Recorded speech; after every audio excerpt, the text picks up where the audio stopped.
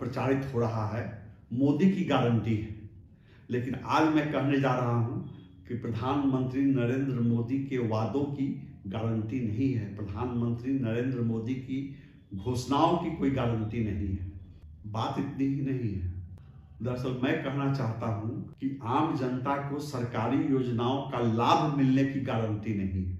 और सबसे बड़ी बात जो मैं आज कहने जा रहा हूं कि मुजफ्फरपुर के भाजपा सांसद अजय निषाद के तीसरी बार जीतकर दिल्ली पहुंचने की कोई गारंटी नहीं है।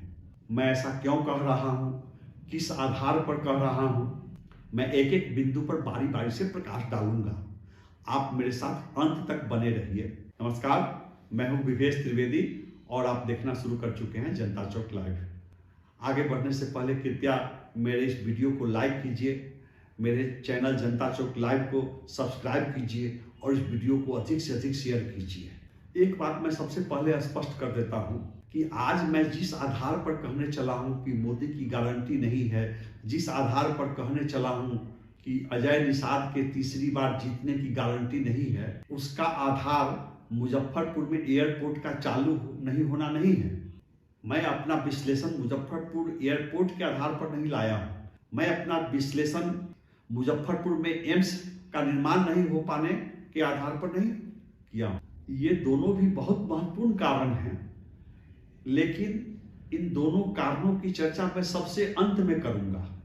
सबसे पहले मैं आपको बारी बारी से उन कारणों को बताऊंगा जिसकी वजह से, जिसके आधार पर आप निष्कर्ष पर पहुंचेंगे, हाँ मोदी की गारंटी नहीं है, हाँ अजय निषाद के जीतने की गारंटी नहीं है। आप मेरे साथ अंत तक बने रहिए। मैं आज नरेंद्र मोदी की झूठ की पिटारी खोलूंगा, अजय निषाद की झूठ की पिटारी खोलूंगा, और अगर मेरे द्वारा कही गई एक बात भी गलत साबित हुई तो मैं अपने 31 वर्षों की पत्रकारिता के कैरियर को प्रणाम करते हुए पत्रकारिता से संन्यास ले लूंगा।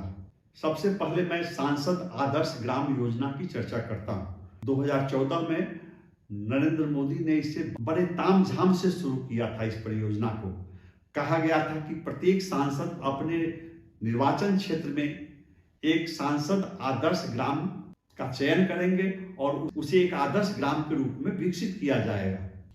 इस योजना के तहत वर्ष 2016 तक प्रत्येक सांसद को अपने क्षेत्र में एक आदर्श ग्राम विकसित कर लेना था। यहीं पर आकर रुकना नहीं था। वर्ष 2019 तक प्रत्येक सांसद को अपने क्षेत्र में 3-3 आदर्श ग्राम विकसित कराना था और वर्ष 2024 तक प्रत्येक सांसद को अपने अपने क्षेत्र में 5-5 आदर्श ग्राम विकसित करना था। मुजफ्फरपुर के कटरा प्रखंड में यजुआर का चयन हुआ था आदर्श ग्राम के रूप में विकसित करने के लिए। बड़े तामझाम से इस योजना का उद्घाटन हुआ था। यजुआर के लोगों को बड़े सपने दिखाए गए थे, लेकिन सांसद आदर्श ग्राम झूठ की पिटारी निकली। आप 5 आदर्श ग्राम भूल जाइए, आप 3 सांसद आदर्श ग्राम भूल जाइए। अजय निषाद के क्षेत्र में जिस एक सांसद आदर्श ग्राम का चयन हुआ था, वहां ऐसा कोई काम नहीं किया जा सका जिसे सांसद या भाजपा के नेता मॉडल के रूप में, उदाहरण के रूप में कहीं पेश कर सके। यह सुपर फ्लॉप योजना है। यजुआर आज भी अपनी किस्मत पर आंसू बहा रहा है। बिहार में लगातार डबल इंजन की सरकार रही, लेकिन सांसद आदर्श ग्राम का कहीं अता पता नहीं है। दर्शकों से मेरा अनुरोध है कि आप किसी भी पार्टी को वोट दीजिए, आप किसी भी पार्टी के समर्थक हों, लेकिन जब कोई प्रत्याशी आपके क्षेत्र में वोट मांगने जाए तो उनसे एक बार सवाल कीजिए कि कहाँ है सांसद आदर्श ग्राम, क्यों नहीं पूरा किया जा सका, और अगर पूरा नहीं करना था तो इसकी घोषणा क्यों की गई। और अगर आप मतदान से पहले यह सवाल नहीं कर पाते हैं, आपका जमीर जिंदा नहीं है, तब तो मतदाता होने पर भी लानत है। आदर्श सांसद आदर्श ग्राम के बाद मैं दूसरी योजना की चर्चा करता हूं। पटना मुजफ्फरपुर 4 लेन सड़क 2010 में इस योजना को शुरू किया गया था। आज तक यह योजना अधूरी है। पटना मुजफ्फरपुर 4 लेन अब तक मुजफ्फरपुर के लोगों के लिए उपयोगी नहीं है। मधौल से लेकर कांटी तक इसका जो 17-18 किलोमीटर लंबा बाईपास इलाका है, वो उस पर आज भी गाड़ियों का परिचालन शुरू नहीं हुआ है। उत्तर बिहार के वाहन सभी उत्तर बिहार के पूर्वी चंपारण, पश्चिमी चंपारण, सीतामढ़ी, दरभंगा, मधुबनी, इन जिलों की गाड़ियां रोजाना मुजफ्फरपुर में आकर फंस जाती हैं। महाजाम लगता है मुजफ्फरपुर में, और बार बार ठेकेदार बदले जाने के बावजूद आज तक काम अधूरा है। बहुत सारे कारण बताए जाएंगे। साहब, आपकी डबल इंजन की सरकार थी, सरकार आपकी थी। योजना बनाते समय आपने आकलन किया होगा कि कैसी बाधाएं आ सकती हैं, इसलिए बहानेबाजी नहीं चलेगी। अगर आप उत्तर बिहार के वोटर हैं, पटना आने जाने के क्रम में, हाजीपुर आने जाने के क्रम में बार बार मुजफ्फरपुर के महाजाम में फंसते हैं, तो आप वोट चाहे जिस पार्टी को दीजिए, एक बार सवाल जरूर कीजिए कि 14 वर्ष बीत जाने के बावजूद मुजफ्फरपुर पटना 4 लेन अधूरा क्यों है। अब मैं तीसरी योजना पर आता हूं। मैं बिहार के सबसे पहले नेशनल हाईवे की बात करता हूं। 1969-70 में मुजफ्फरपुर बरौनी NH 28 का निर्माण हुआ। यह उत्तर बिहार का सबसे पहला नेशनल हाईवे था।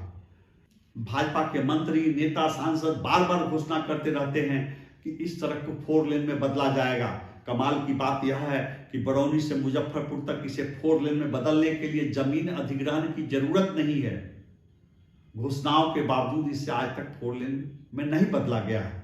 और NHAI ने मुजफ्फरपुर से बरौनी के बीच 4 जगह फ्लाईओवर की स्वीकृति दी थी। DPR पास हो गया था, टेंडर कराया गया, कॉन्ट्रैक्टर से एग्रीमेंट भी हो गया, लेकिन फ्लाईओवर नहीं बनाया गया। अब स्थिति यह है कि मुजफ्फरपुर बरौनी हाईवे मौत की घाटी बन चुकी है। आए दिन दुर्घटनाएं होती रहती हैं। इसी सड़क पर एक और दावा किया गया था, एक और झूठ की पिटारी खोली गई थी। कहा गया था कि बरौनी से मुजफ्फरपुर तक 4 लेन बनाने के साथ साथ मुजफ्फरपुर में शेरपुर और दिघरा की सीमा पर 2 बाईपास निकाले जाएंगे।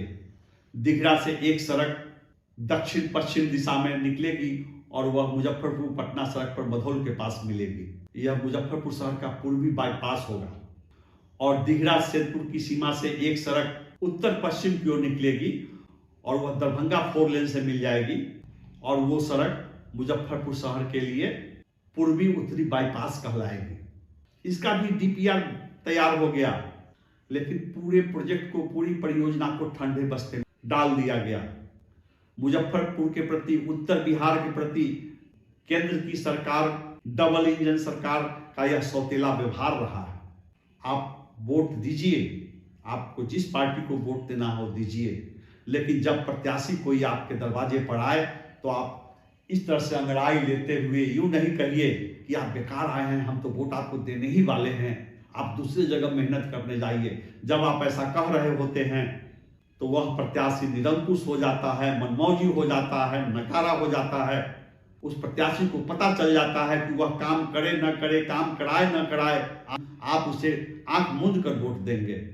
तो इस बार अगर कोई प्रत्याशी आता है, वोट देने से पहले, वोट का आश्वासन देने से पहले उससे पूछिए कि बरौनी मुजफ्फरपुर 4 लेन का क्या हुआ, दिघरा से दरभंगा रोड में निकलने वाले बाईपास का क्या हुआ, दिघरा से मधौल की ओर पटना रोड में निकलने वाले बाईपास का क्या हुआ।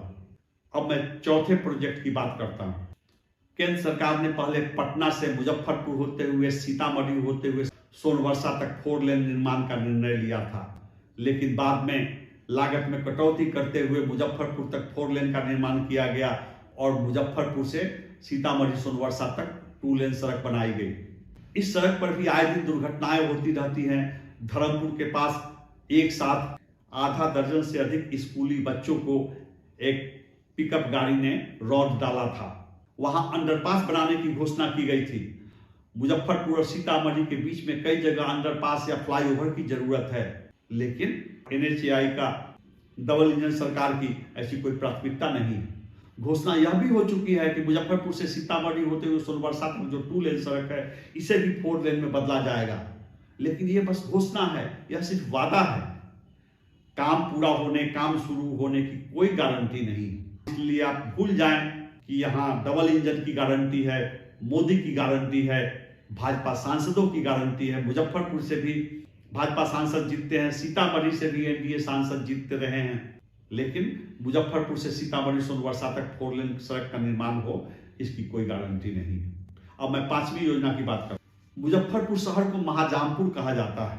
आप गौर करेंगे रामदयालु नगर के पास जो डाइवर्सन है वहां पर पटना जाने वाली गाड़ियां, पटना से मोतिहारी, बेतिया, बगहा, सीतामढ़ी, दरभंगा, मधुबनी, मुजफ्फरपुर के लिए आने वाले वाहन, ये सारी गाड़ियां वहां जाम में फंसती हैं। और सिर्फ रामदयालु नगर में ही नहीं, बरौनी रोड में कच्ची पक्की चौक से लेकर रामदयालु नगर होते हुए खबड़ा तक, गोबरसही चौक पर, भगवानपुर चौक पर जाम लगता है। जाम नहीं लगता है, रोजाना महाजाम लगता है। और फिर बीबीगंज से रेलवे फ्लाईओवर होते हुए चांदनी चौक तक महाजाम लगता है। रामदयालु नगर में 1970 में फ्लाईओवर का निर्माण किया गया था, सिंगल लेन फ्लाईओवर है, वहां पर अलग से डबल लेन फ्लाईओवर की जरूरत है, लेकिन NHAI की प्राथमिकता में नहीं। आप अगर अपने सांसद से पूछ सकें तो पूछिए कि कितनी बार आपने रामदयालु नगर में डबल लेन फ्लाईओवर की मांग की है। और मुजफ्फरपुर में पिछले 15 वर्षों से महाजाम की स्थिति क्यों है? मुजफ्फरपुर का नाम महाजामपुर क्यों है? दर्शकों के सुझाव पर मैं इस वीडियो को ज्यादा लंबा नहीं कर रहा हूं। आप मोदी की गारंटी नहीं कर दूसरा एपिसोड देखना नहीं भूलिए। दूसरे एपिसोड में मैं बताऊंगा कि रोजगार की गारंटी तेजस्वी यादव के पास है या रोजगार की गारंटी नरेंद्र मोदी के पास है। दूसरे एपिसोड में मैं यह भी बताऊंगा कि किस प्रधानमंत्री ने एयरपोर्ट से विमान सेवा चालू करने का झूठा सपना दिखाया था। आप देखेंगे कि बिहार में दूसरे एम्स के नाम पर कैसी राजनीतिक धूर्तता, कैसी सरकारी धूर्तता चल रही है। दूसरे एपिसोड में यह सवाल उठाया जाएगा कि क्या भारत के प्रधानमंत्री नरेंद्र मोदी या मुजफ्फरपुर के सांसद अजय निषाद मुजफ्फरपुर के श्री कृष्ण मेडिकल कॉलेज अस्पताल में अपने किसी रिश्तेदार को इलाज के लिए भर्ती कराना चाहेंगे? अगर वे अपने किसी रिश्तेदार को भर्ती कराना नहीं चाहेंगे तो मुजफ्फरपुर की आम जनता कहाँ जाएगी? इसलिए आप मोदी की गारंटी नहीं का दूसरा एपिसोड देखना नहीं भूलें। इस वीडियो को अधिक से अधिक लाइक कीजिए, मेरे चैनल जनता चौक लाइव को अधिक से अधिक सब्सक्राइब कीजिए, वीडियो को ज्यादा से ज्यादा शेयर कीजिए ताकि मैं उन दर्शकों तक पहुंच पाऊं जो मेरी खबर अब तक नहीं देख पा रहे हैं। नमस्कार।